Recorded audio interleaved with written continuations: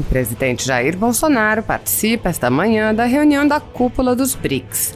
Em sua apresentação inicial, Bolsonaro lamentou que, mais uma vez, a reunião seja realizada de forma virtual. Bolsonaro lembrou a calorosa recepção que recebeu em sua visita à Índia e mencionou as relações com cada um dos países participantes. O presidente mencionou que a parceria entre Brasil e Índia vive um excelente momento, com crescente cooperação e aumento do comércio bilateral. O presidente também mencionou a forte parceria com a China, afirmando que esta parceria tem se mostrado essencial para a gestão adequada da pandemia no Brasil, tendo em vista que parcela expressiva das vacinas distribuídas no Brasil é produzida com insumos da China. Bolsonaro disse que nossos laços humanos e nossas similaridades tornam o diálogo fluido e natural com a África do Sul e apontou que com a Rússia, o Brasil tem relações bilaterais de grande envergadura, formando uma parceria estratégica. Assista. Modi, da Índia, senhor Xi Jinping, da China, senhor Cyril Ramaphosa, da África do Sul, e o senhor Vladimir Putin, da Federação da Rússia. Senhoras e senhores, é uma honra para mim encontrar-me novamente com os líderes dos países do BRICS, na minha terceira cúpula do agrupamento com o presidente do Brasil. Agradeço a presidência de turno indiana pelo excelente trabalho em 2021 e pela organização dessa reunião. Infelizmente, não foi possível nos reunirmos pessoalmente, também neste ano, para discutir os temas de nossa cooperação. É uma pena não podermos experimentar conjuntamente a calorosa recepção do primeiro-ministro Modi, da qual pude desfrutar por ocasião de minha visita à Índia em janeiro de 2020. Visita esta que até hoje repercute positivamente nas nossas relações bilaterais. A parceria estratégica Brasil-Índia vive hoje um excelente momento. Diversos instrumentos assinados durante a viagem estão rendendo frutos. E nossa cooperação tem avançado, em especial nas áreas de ciência e tecnologia, energia e saúde, sobretudo no combate à pandemia de Covid-19. O comércio bilateral tem crescido em mais um sinal da retomada de nossas economias e do potencial de nossas relações. Lamento igualmente não ter a oportunidade de encontrar-me pessoalmente com os líderes dos demais países do BRICS, tanto para tratarmos de temas de nossa cooperação no âmbito do agrupamento, quanto para avançarmos nos temas bilaterais, como foi possível fazer em Brasília em 2019, por ocasião da presidência de turno brasileira. Aquela foi, por exemplo, a última ocasião em que me reuni pessoalmente com o presidente Xi Jinping, quando discutimos temas da parceria estratégica global entre nossos dois países, bem como o bom estado de nossas relações bilaterais em diversas vertentes, mais especialmente no âmbito comercial de investimentos. Esta parceria se tem mostrado essencial para a gestão adequada da pandemia no Brasil, tendo em vista que parcela expressiva das vacinas oferecidas à população brasileira é produzida com insumos originários da China.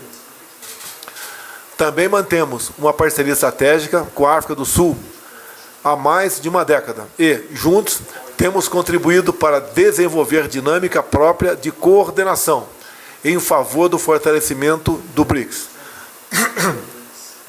Nossos laços humanos e nossas similaridades tornam o diálogo fluido e natural em temas como defesa, ciência e tecnologia, meio ambiente, comércio e investimentos, entre outros, o que se reflete em nossos entendimentos no BRICS. Com a Rússia, também desenvolvemos relações bilaterais de grande envergadura, que, a exemplo dos nossos laços com os demais países do BRICS, constituem parceria estratégica. Para além das excelentes relações políticas e da importância da nossa cooperação em ciência e tecnologia e de nossas trocas comerciais, concentradas no agronegócio, temos interesse em diversificar nossa pauta exportadora, de forma condizente com o desenvolvimento de ambas as economias e para o benefício dos nossos povos. Espero que, em breve, possamos ter a oportunidade de nos encontrarmos pessoalmente para tratarmos desses e de tantos outros temas de especial relevo para nossas agendas bilaterais e multilaterais. Enquanto essa possibilidade não se concretiza, lancemos mão de nossa já ampla experiência em encontros virtuais para mais uma reunião de líderes do BRICS. Estou certo de que, como em 2020, as limitações do encontro virtual não impedirão que tenhamos um diálogo rico e uma profícua 13ª cúpula do agrupamento. Muito obrigado a todos os senhores. Muitíssimo obrigado, presidente Rodrigo Pacheco. Mais uma vez, pela terceira vez seguida nessa semana, eu subo à tribuna aqui do Senado Federal com um sentimento de preocupação, e é um dever demonstrar isso através dessa escalada do autoritarismo que a gente percebe no Brasil. Em 25 de março de 1884, senhor presidente, o meu Ceará libertou os escravos, 4 anos antes da abolição da escravatura. Não é à toa, senador Fernando Bezerra, que o Ceará é chamado de terra da luz. Nesse mesmo ano, o estadista, escritor e abolicionista norte-americano Frederick Douglass, senador Anastasia, disse o seguinte: a liberdade não tem sentido onde o direito de expressar seus pensamentos e opiniões deixou de existir. Esse, de todos os direitos, é o terror dos tiranos. É o direito que eles primeiro derrubam. Eles conhecem seu poder. Hoje na CPI, senador Carlos Viana, CPI da Covid, nós vivemos mais um capítulo da escalada do autoritarismo no Brasil. Quando alguns ministros dos tribunais superiores interferem em outros poderes, exacerbam o ativismo político e praticam censura prévia, ferindo princípios constitucionais. Mas hoje, na CPI, por 6-4, com argumentos frágeis, foi aprovada a quebra de sigilo de dezenas de pessoas, sites, blogs, produtoras, todas elas defensoras de ideias conservadoras, sobre a frágil denúncia da propagação de fake news, que deve sim ser punida, de acordo com a legislação vigente. Se pratica o cerceamento da liberdade de expressão e a intimidação daqueles que possuem valores conservadores. Faço aqui um apelo aos homens e mulheres de bem, que foram eleitos pelo povo para representá-lo aqui no Congresso Nacional. Não há lugar para omissão nesse grave momento da história republicana.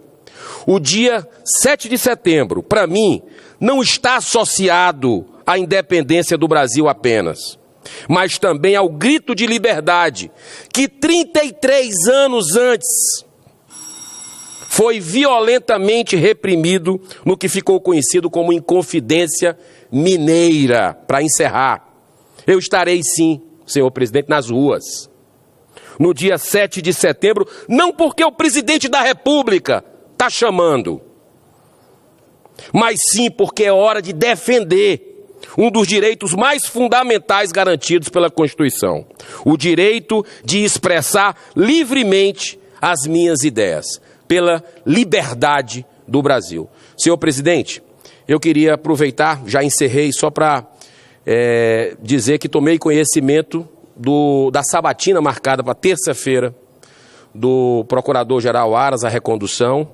Parabenizo pela pauta, mas tem um pedido que chegou antes, que é o do ministro, né, o do doutor André Mendonça, que chegou antes aqui no Senado e não foi marcada a sabatina ainda. E nós temos 10 ministros hoje no Supremo Tribunal Federal. Então é importante que o senhor puder, até pela precedência, marcar. Eu lhe agradeço muito. Muito obrigado. Parte complemento aqui ao senador Girão. Já nessa semana também me manifestei no mesmo sentido do nosso colega cearense com relação à preocupação do direito de opinião no Brasil.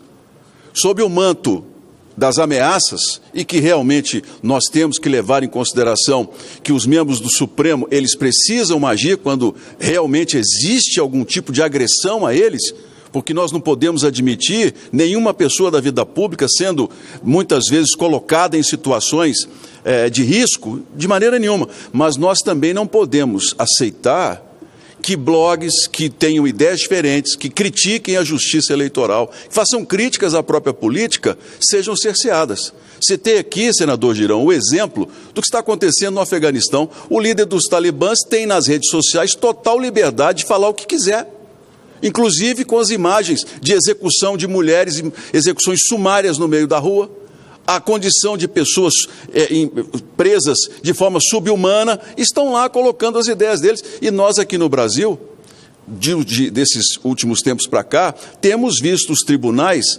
exacerbarem a função.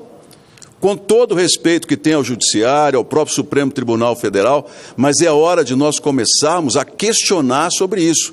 Uma sociedade, ela não pode impor apenas um lado.